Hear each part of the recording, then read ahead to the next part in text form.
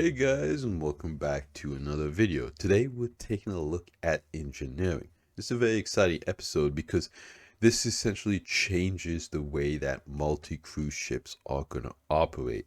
And a lot of people are excited about it. Some people are concerned about it. Is it going to make the gameplay more tedious? I think it's exciting. And I want to see how the community reacts to a lot of this. CIG recently had a 1,000 player test and a 500 player test, and it seems like they've been doing okay. They kind of sort of worked. They worked a lot better than they have in the past. So it's kind of, showing the community the things that are coming on the way. So without further ado, let's get right into this video. Let's take a look at some of the stuff that they're talking about and kind of go into a little bit more details on what it can mean for the game. All right, let's see it. Very exciting stuff.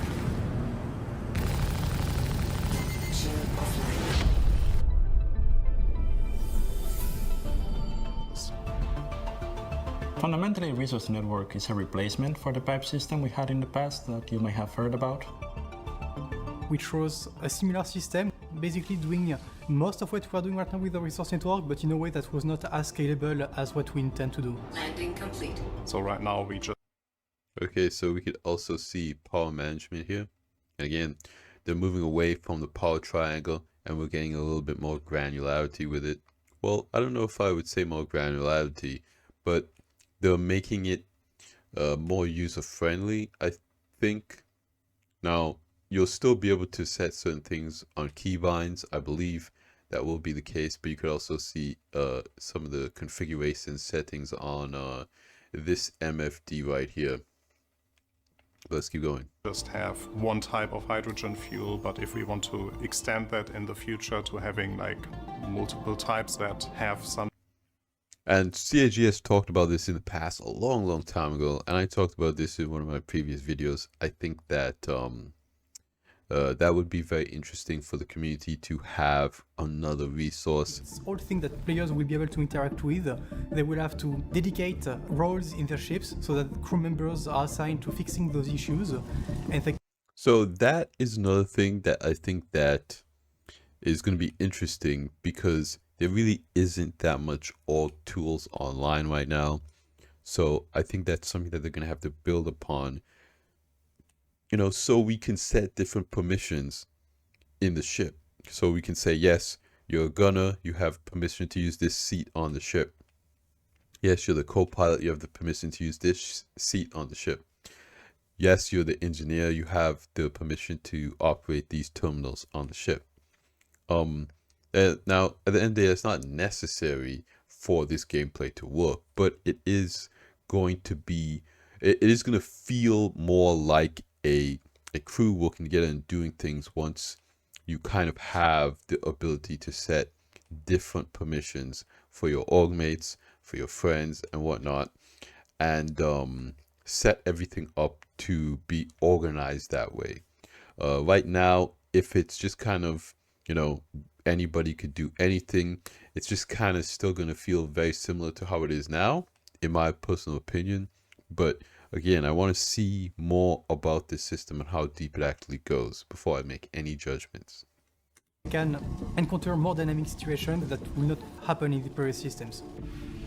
The goal right now is to have all See the the fire components system on here. the ship being physicalized. That means that See the relays, things that will fuses. take damage will be the components. That then means that those components are the reasons to This is the failure looks like of your one of ship. the C2. We have the power plants, which generate the energy that your ship consumes. You have the shield generators, which take in some of that energy to convert it to shield power. You have a radar system that allows you to target the signatures of ships around you. You have coolers that generate a coolant resource.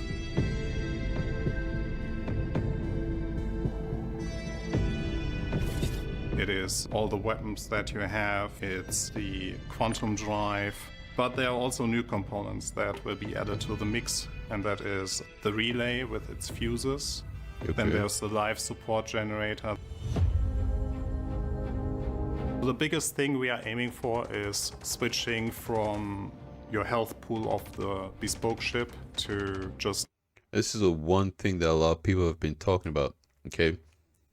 Is some of the different things you have, Argo, MPUV, ship armor, okay? Which is very interesting. Okay, first of all, the ship that they showed us, okay, was the raft. But this says MPUV, so I don't know who's shooting at an MPUV. So this is kind of like an interesting transition. But you can see that it says here ship armor. So I think they're slowly introducing armor into this system by just giving it like a different value. And right now we kind of have that with hull HP. And I think they're taking what they have with hull HP and they're kind of adding it to the system and just like renaming it ship armor. Moving that completely over to the physicalized component. So damaging the component is damaging your ship. I think this is the part where the biggest change for the players happen, because there the gameplay of repair comes in, and then you can revitalize your ship. So you can actually use your formerly dead in the water ship after exchanging or repairing the components. So we mentioned one of the new components, which is the life support generator. So let's talk about life support. Yeah, this is going to be huge. The life support does all the tasks necessary to maintain the life support inside. Yeah, as the door opens, you could immediately see that the atmosphere is going out and the planet atmosphere is kind of changing and the temperature is changing there in the ship. That is insanely cool, and I'm glad to finally see that here. So it's the temperature, it's the atmosphere composition, it's the... But again, that really means that you're going to have to be pretty mindful of, you know, opening doors and stuff like that when you're in space or when you're on certain moons. You kind of see here that this actually looks like, I think this might be the Zeus back ramp. Yeah, we can see the blue outline around the door.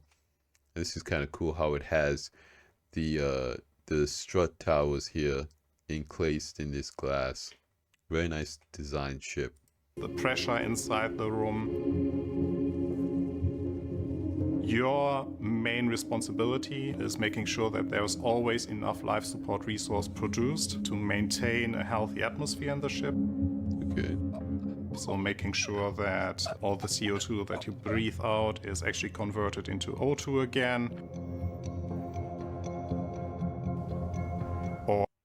Now, one thing that they also said that I hope that is able to make it in this version is that they said that once you go back on your ship, it will kind of sort of charge your suit, and it'll like have, you know, different values for your suits. Like your suits, you'll be kind of like have, you know, this type of timer with oxygen and all this stuff that you can survive out on a planet. And this is in the game now, and when you go back on your ship, it'll charge up, you know, how much oxygen and stuff you have. So I'm not entirely sure how that plugs into this system. You know, I just want more information of how that system works with this system. If it's still automatic, you know what I mean?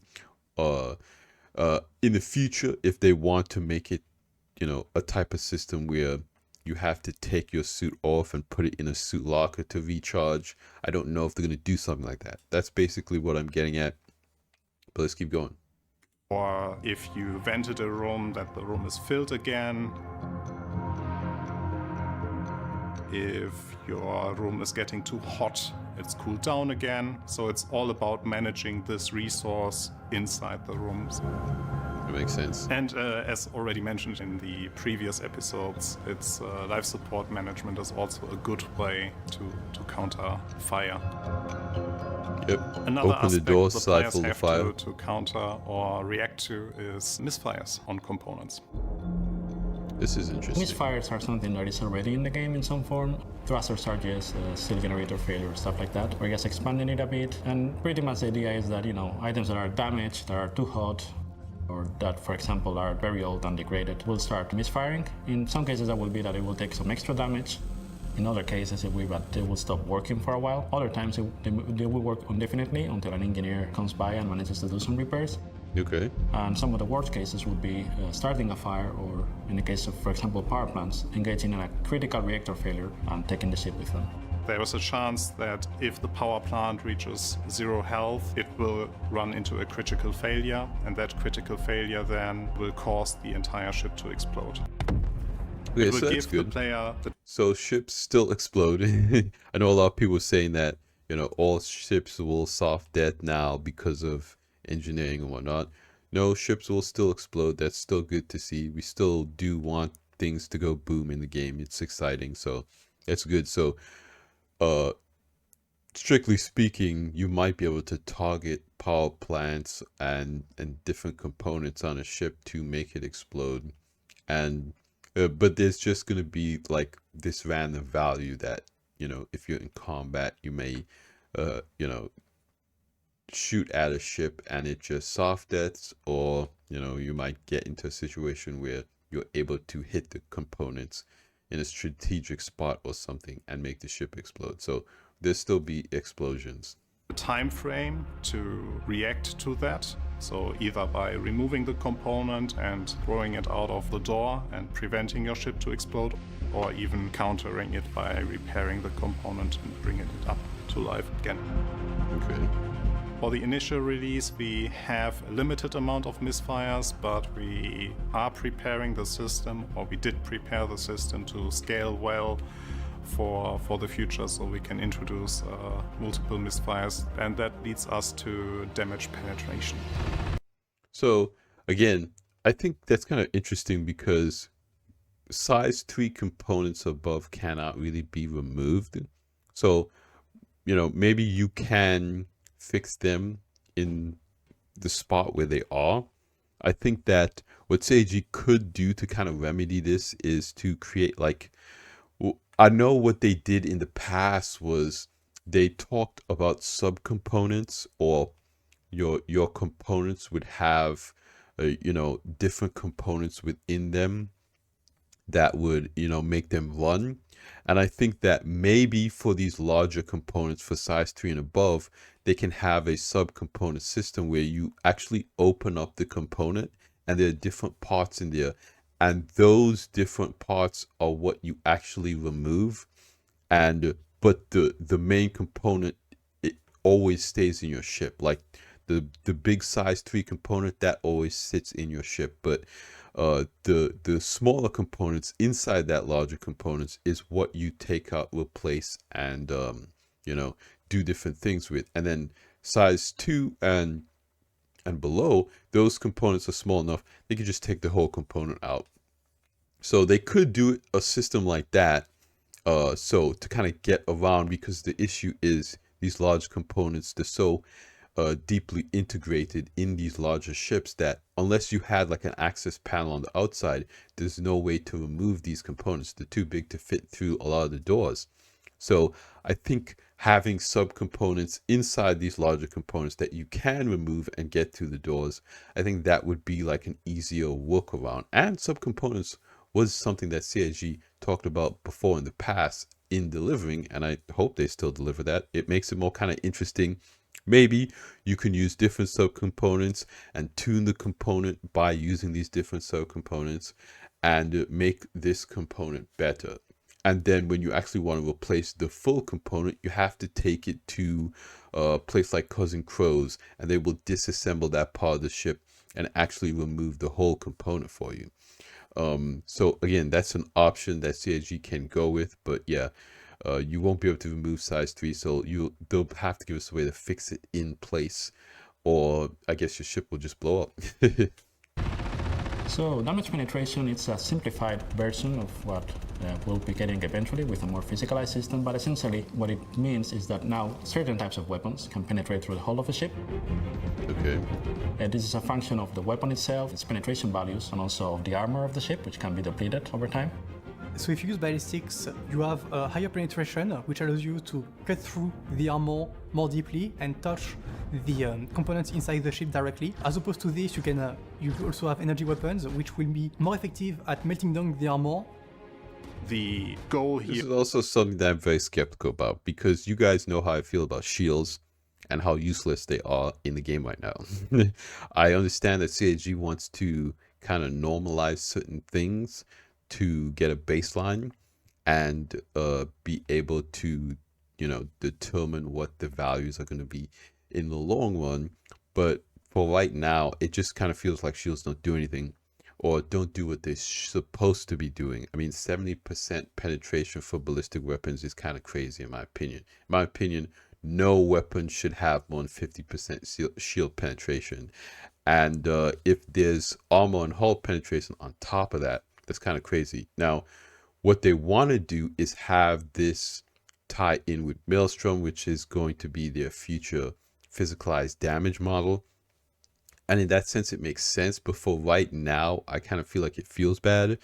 With Maelstrom, I don't know how much damage you'll actually need to do to actually kill a ship in that way. But that's something that they're gonna have to balance. That's not something that we can see right now. So I think that there are so many layers to this that finding a way to balance what the damage of weapons do, it's gonna be kind of an uphill battle for CAG, and they're just gonna have to, run in and break stuff, and it might feel kind of bad for combat for a little while, with the way that these ballistics, because I mean, right now combat's like a DPS, a race to DPS, and everybody flying around with the Hornet Mark II with those ballistic Gatlings on them.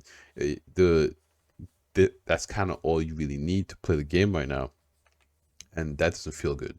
So I think that they really need to kind of even things out a little bit. I hate to say it, but nerf ballistics a little bit. I think 70% shield penetration is just too much. I think it should be down to 50. And I mean, at the end of the day, stretch these combat fights out a little bit more. A dogfight doesn't need to last 2 minutes. It can last for 7 minutes. Really make it engaging. And I feel like if they did that, then it would kind of feel like the skill ceiling is a little bit higher. You know what I mean? When you have to take into consideration what shields you have, what ammo, weapons, all this kind of stuff. When you have actual options that you have to consider when you go out into a fight, instead of, it's just like, just use ballistics. That's it. That's kind of the only option. When you make one weapon type so much better than every other weapon type, you create a meta where people just go and they're just like, yeah, just use ballistics because you get that 70% shield penetration. Again, at the end of the day, that's crazy. So I think that they need to kind of tweak that. They need to have like not such a heavy hand with how they're implementing this. And again, at the end of the day, they're trying to see how this thing actually works, how the armor will work, and what the values and what the numbers are. So it's going to kind of feel bad for a little while, but I think they should kind of ease up a little bit. here is that you first need to bring down the armor health value to get to the fullest potential of your penetrating weapons. Then you can penetrate the ship. Again, I don't see any shields here. So maybe this person has already taken down the shields. But I mean, that at the end of the day was supposed to be the plan. You use your energy weapons to take down the shields, and then you use the ballistic weapons to hammer through the armor to get to wear the hull HP down, to get the armor down to go through. Again, your shields should be deflecting more of that ballistic. Your shield should be deflecting more of those ballistic rounds, so you have a reason to use the energy weapons to get the shields down first, and then use the ballistic weapons to get the hull armor down and go through the ship. So again, I don't know how they're going to balance this thing. I'm really not looking forward too much to how all this is going to work. I just hope CIG listens to the community feedback and adjusts accordingly. And actually damage the components that sit inside the ship and not on the outside of the hull. Obviously, there's degrees to this. Larger ballistic weapons may have enough penetration against smaller ships that it will be able to penetrate directly, but it's all of a game of choices, and it's going to depend on your ships and your weapons. So with damage penetration and misfires happening, that brings us to repair. Okay, let's get into this. As your fight progresses and components take damage in your ship, it becomes the duty of some of your crew members to first investigate what are the issues caused by battle damage. Look at that. You could see as he's running through, it looks like there's heat in the hallway. I like that a lot. That's really cool. And go there to physically replace the parts in your ship. So you have your multi-tool, so you have the salvage and repair, and the repair part of it also affects now ship components, precisely like what you see in the Arena Commander mode. Yeah. You will be able to repair items that were fully destroyed.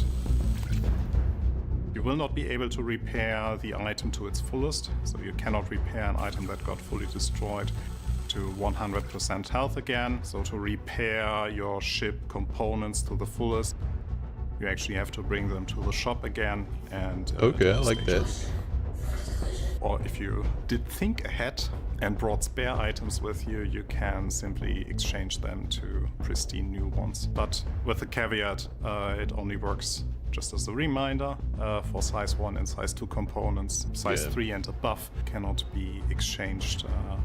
That's basically what I was saying. So if you have a, 100% dead component that is size 3 and above, you will have to go to, a station, a hangar, a Cousin Crows, and have that replaced or fixed or tuned or whatever. And I do think that feels good. I think that's a good idea to, have these dedicated repair shops. Hopefully, this is something that can be done on ships like the Crucible.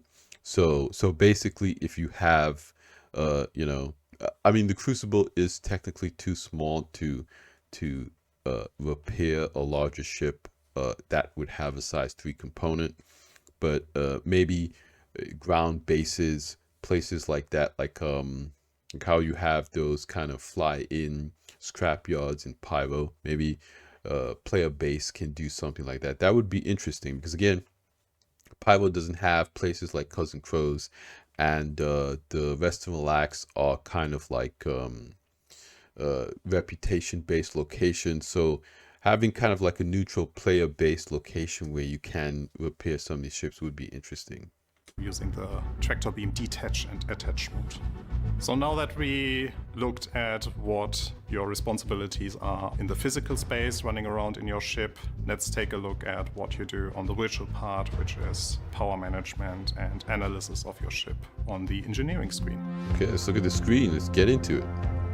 So the first thing that you will see... I gotta say, I really like the UI for this.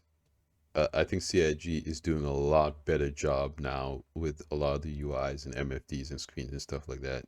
They are making really good progress on that. So hats off to, the CIG designers on that one. This looks really cool. See is the 3D view of your ship that highlights the location of all the ship components and how they are actually connected, where the relay positions are, what's the status of the relays are. You will see the holograms of each component. And this is kind of like an updated version of what we were seeing in Arena Commander experimental mode. As you can see, they have different colors. What they are representing is the overall state of the item. So an item that is very damaged, or it's on fire, or it's not getting enough power, will be in a critical state. Items that are less damaged, are receiving only partial resources, or are going through a misfire, may have moderate colors. And items that are otherwise fine will have the functional or blue colors. Yeah.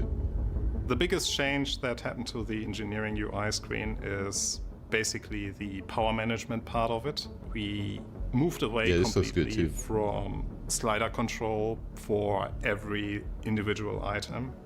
There is indicator now for fuel. This is not relevant for the initial release, but it will be relevant for the future.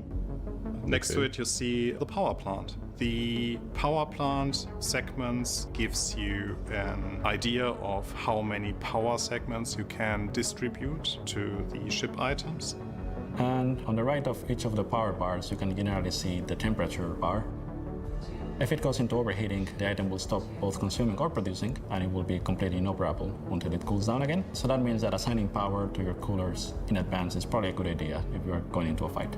All the items on your ship generate heat, so this is where you can see the amount of heat that each item has accumulated, and you can see the amount of coolant that you are producing and whether or not you are also running a deficit. So what you want to do is put as much power as you can into the coolers until your items do not overheat, but do not assign more resources than necessary because you are running a limited pool of resources.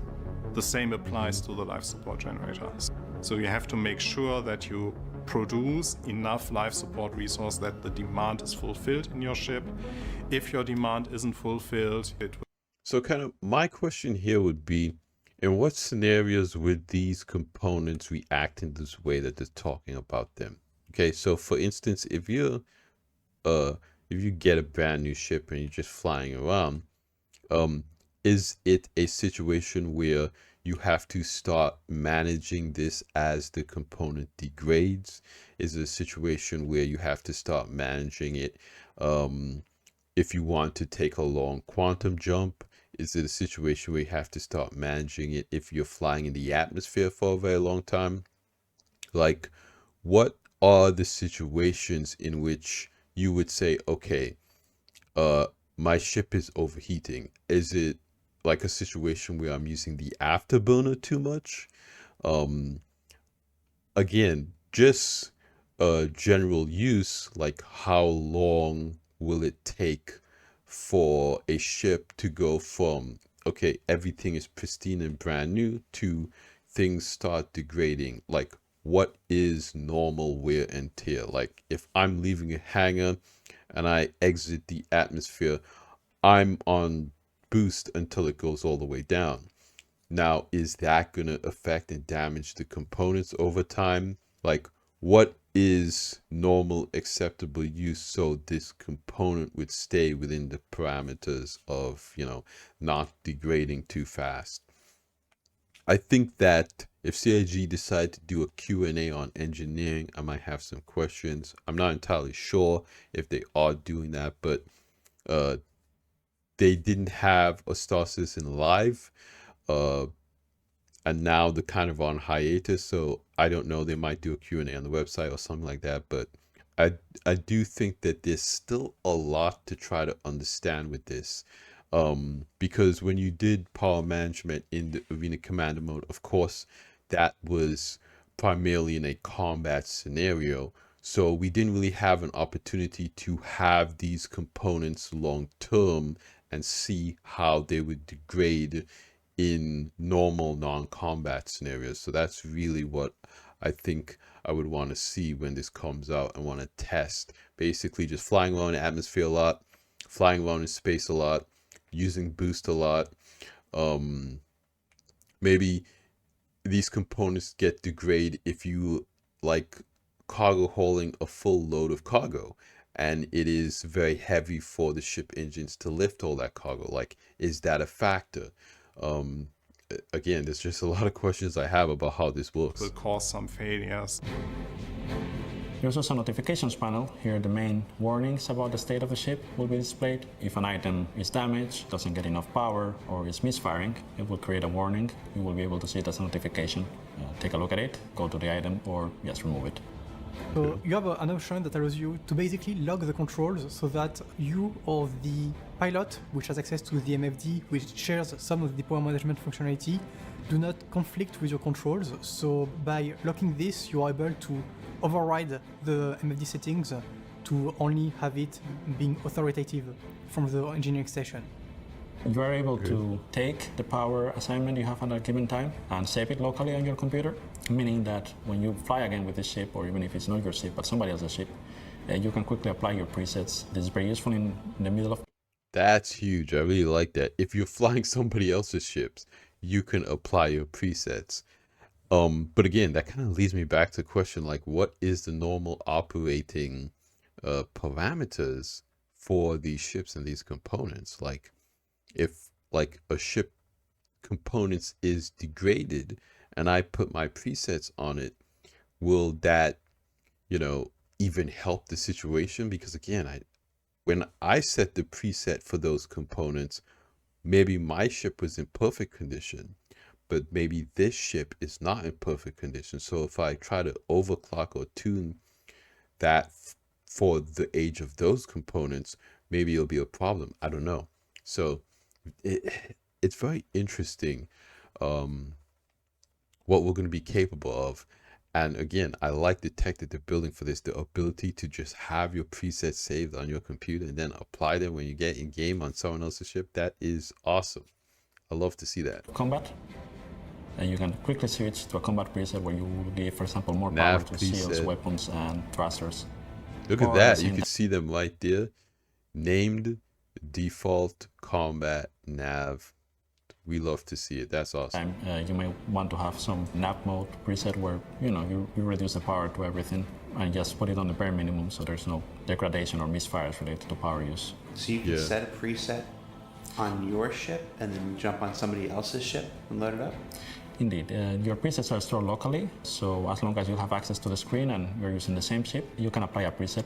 Obviously, if the components have changed or the ship has a different loadout, the preset might not apply perfectly and you might need to adjust it, but it gives you a quick baseline on how you're... Yeah, that's what I'm saying. Like, if you go on someone else's ship and a lot of stuff is different, then you'll have it might not be as effective, basically. So it's still kind of good to know what you're doing and know what you're working with. Power is assigned. We hope that with these changes, players will have more varied opportunities to experience the game.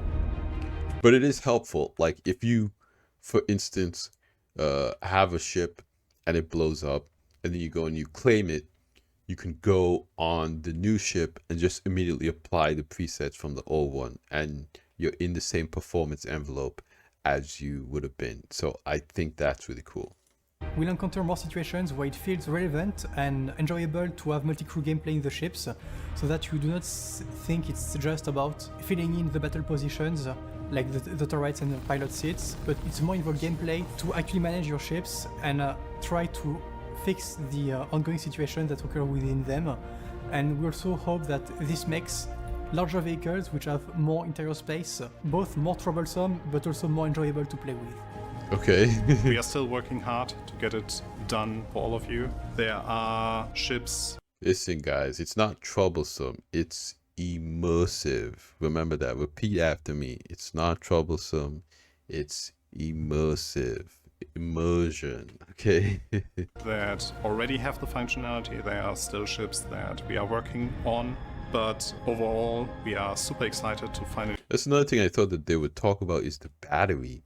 It's a kind of component that, we see in a lot of, basically all of the new ships, but how's the battery work and what are those components in this new resource management engineering system?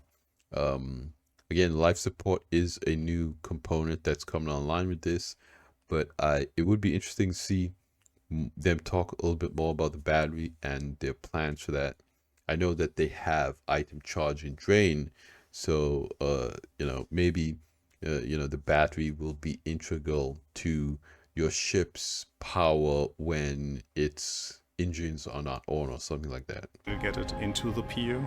So the Arena Command Experimental Mode was already fun to observe what you can do with the entire system, and now with having the feedback from that, adjusting the gameplay a little from the feedback that we received from you, I am really looking forward to see what you all will be doing with it. I'm really looking forward to it too.